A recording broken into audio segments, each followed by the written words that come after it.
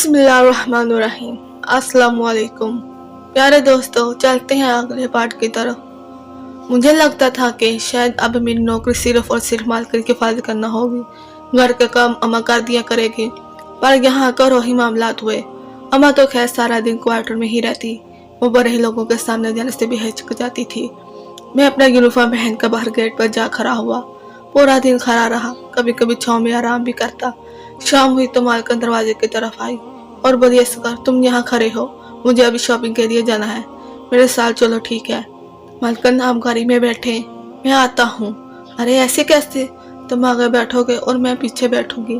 अच्छा ठीक है। मैं ड्राइवर के साथ बैठ गया और यूं ही गाड़ी चलने लगी। काफी देर के बाद जब हम एक शॉपिंग मॉल में पहुंचे तो मालकिन बोली कि अब तुम पहले उतरोगे, मैं तुम्हारे पीछे पीछे आऊंगी। मैं इसकी बात सुनकर हैरान रह गया था। इसने मेरी गन अपने ड्राइवर को दे दी। यही ड्राइवर एक सिक्योरिटी गार्ड बन गया और मालकिन हम दोनों के पीछे आने लगी। खैर मैं इसके साथ शॉपिंग मॉल में दाखिल हुआ। उन्होंने शॉपिंग की, फिर हम लोग घर गए और रास्ते में मुझे मालकिन ने कहा कि घर चलकर तुमसे कुछ बात करनी है। बंगले में पहुंचते ही मालकिन मुझे अपने कमरे में ले गई। बोली कि तुम्हारे लिए एक तोहफा लाई हूँ। मैं हैरान था कि आखिर ऐसे क्या तोहफा है, इसके लिए मुझे अपने कमरे में खास तौर पर बुलाया। मालकिन ने मेरे सामने शॉल पर हटाया तो एक खूबसूरत किस्म का सूट था, जिसके देखते ही लगता है जैसे ये मेरे लिए ही बना हो। ब्राउन कलर का ये सूट मुझ पर खूब जचता था। पर ये आप मेरे लिए क्यों लाई हैं? मैंने हैरत से पूछा। तुम इतने खुश शक्ल हो, तुमको इन कपड़ों में देखकर मुझे अच्छा नहीं लगता। मालकिन की बात सुनकर मैं हंस पड़ा। आपको ये बहुत शुक्रिया मालकिन, पर मैं ये नहीं पहन सकता। जी तो ये यूनिफॉर्म ही पहनना होगा।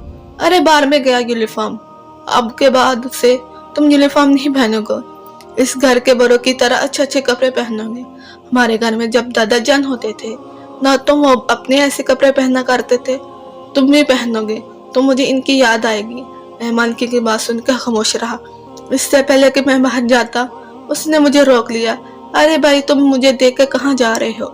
जाओ जाकर ये कपड़े पहन कर आओ और मुझे दिखाओ कि तुम कैसे लगते हैं। मैं हर बार गया, फौरन इनसे कपड़े लेकर गुस्सा खाने में चला गया। नहा धोकर मैंने नए कपड़े पहने। बाहर आया तो मालकिन मुझे देखकर खुश हो गई। बोली कि तुम बहुत खूबसूरत लग रहे हो। तुमने खामखा ही खुद को जीव सा मैलिंग वाला हुलिया बनाकर बर्बाद कर रहे हो। मैंने कहा ठीक है, मैं अब आइंदा आपके कहने पर ही कपड़े पहनूंगा। मैं यही कपड़े पहनकर अम्मा के सामने गया तो वो बहुत खुश हुई और वो जहाँ दीद औरत थी कहने लगे, मैं देख रही हूँ तुम्हारी मालकिन तुम पर बहुत ही ज्यादा अनैतिक करने लगी है। मैं एक काम करूंगी तो उसने तुम्हारी मालकिन का राधा का पता भी चल जाएगा। मैंने पूछा, अम्मा तुम क्या काम करोगी? बोली कि तुम्हारी मालकिन से मिलती हूँ, फिर उसे कहूंगी कि मैं तुम्हारा रिश्ता देखने जा रही हूँ, तो मुझे कुछ दिन की छुट्टी दे दे। माँ की इस बात पर मैंने भी सर हिला दिया। मुझे भी इस मालकिन में कोई दिलचस्पी नहीं थी, ना मैं इससे शादी कर जिंदगी भर गुलाम जैसी जिंदगी गुजारना चाहता था। खैर अम्मा ने जो कहा वैसे ही किया। अगले दिन ही अम्मा इनसे छुट्टी लेने के लिए चली गई। मालकिन ये सुनकर बहुत खुश हुई, मेरे पास आई और कहने लगी, मैं तुमको अपने हाथों से दूल्हा बनाऊंगी, तुम देख लेना, तुम इतने खूबसूरत लगोगे। इतना कोई भी नहीं लगा। मैं तुम्हारी शादी के लिए बहुत खुश हूँ, तुम भी देखना, तुम खुश रहोगी। मालकिन की बात सुनकर अम्मा और मैं दोनों हक्का बक्का रह गए। अगर मालकिन की ऐसी कोई नीयत होती तो फिर वो मुझ पर इतनी मेहरबान क्यों थी? अम्मा ने इस शक को अपने जहन से निकाल दिया था।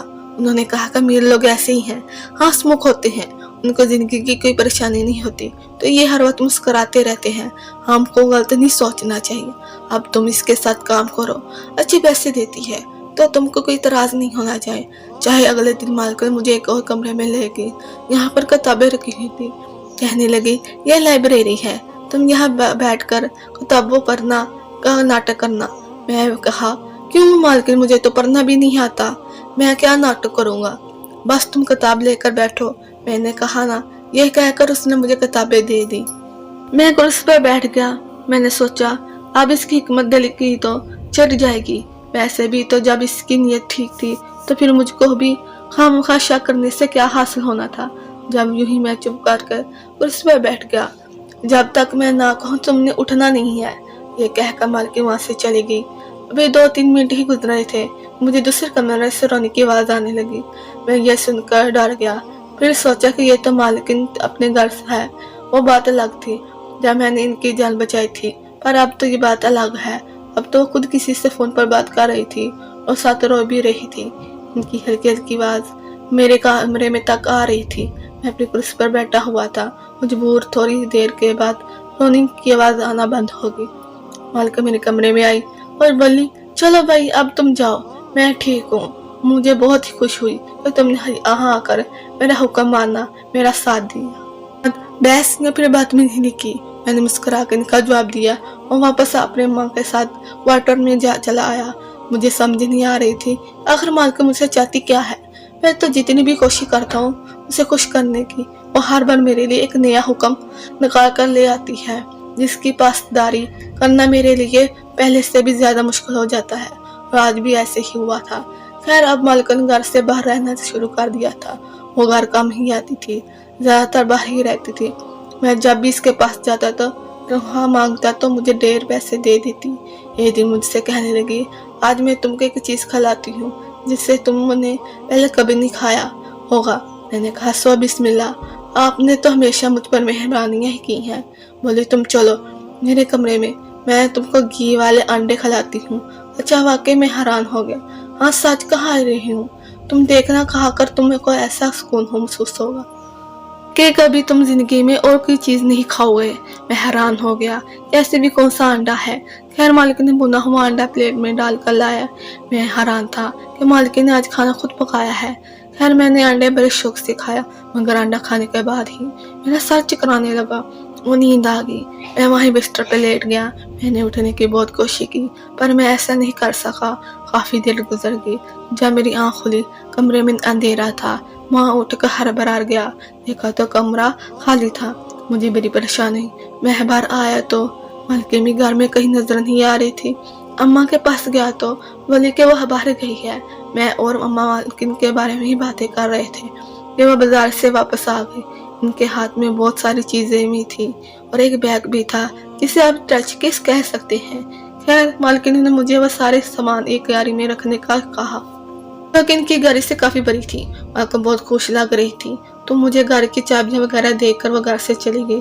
हम तो समझे थे कि वो 2-3 दिन के लिए अपने किसी सहेली के पास गई होगी, पर वो 2-3 दिन से हफ्ते गुजर गया। मालकिन घर न आई तो हम परेशान हुए। भला आखिर करते करते 6 महीने गुजर गए।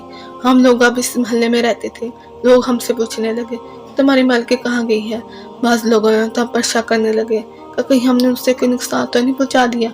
यहाँ तक के एक बार पुलिस भी आई, पर उनको कोई सबूत न मिला तो वापस चले गई। कोई रिपोर्ट वगैरह भी दर्ज नहीं करवाई गई थी। तकरीबन 1 साल के बाद इस बंगले पर दस्तक हुई। मैंने कहा, दरवाजा खुला, सामने एक बुरा आदमी खड़ा था। कहने लगे, बाबा जी कि मैं मार्कूम का दादा हूँ। मैं उन्हें इज्जत के साथ घर लेकर आया। कहने लगा, क्या बेटा, क्या तुम मार्कूम के शोहर हो। मैंने कहा, जी नहीं, उन्होंने मुझे नौकरी पर रखा था। मुझे पक्का शक था कि ऐसे ही होगा। बुरा आदमी परेशान होते हुए बोला, जी मैं समझा नहीं। बस बेटा मैं तुम्हें क्या बताऊं, बाज़ औक़ात ऐसे बातें हो जाती हैं कि इंसान खुद शर्मिंदा होता है। अब तुम ही बताओ, मेरी बेटी को क्या जरूरत थी बुरोने मुल्क के फरंगी से ये कहने की इसका शोर इस पर जुल्म करता है। वो इसकी तुम्हारी तस्वीरें वीडियोस भेजती रही कि वो बहुत परेशान है क्योंकि इसका शोर इस पर जुल्म करता है। तुम तो जानते हो अंग्रेज़ों बातों के पहले ही गर्लफ्रेंड है। मैंने अपनी पोती को बहुत मना किया कि वो ऐसा ना करे, लेकिन वो कहे किसी की सुनती है। बस अब वो अमेरिका चली गई है। अल्लाह इसको हदायत दे, या फिर इसको ज़माने की ठोकरें खुद ही सिखा देंगी। वो घर वापस आ जाएगी। बुरा बाबे की ये कहानी सुनकर मैं बहुत परेशान हुआ। अच्छा है कि जब इंसान की माँ ना हो फिर इंसान ऐसे ही भटकता है, और ख़ास करके औरत की तरबियत ना हो तो वो पूरे ख़ानदान के लिए ख़तरनाक बन जाती है। जो लड़की इस तरह की हरकतें करे वो सारी खानदान के लिए खतरा बन जाती है। बाबा जी ने हमारे अखलाक से मुतासिर होकर हमें रहने की जगह दे दी। मैं इनकी खिदमत करता हूँ और मुझे बेटा कहते हैं। मेरे वालिदैन को बाबा जी कहती हैं। अब हम सोच रहे हैं कि हमारा सारा खानदान ही इस मंगल में बाद हो जाए, क्योंकि बाबा जी का कोई वारिस नहीं है और जो वो है वो उनसे नाराज है। प्यारे दोस्तों, اس کہانی کو آخر تک دیکھیں۔ یہ کہانی اچھی لگی ہے تو چینل کو سبسکرائب کیجیے اور ویڈیو کو لائک کیجیے۔ Thank you.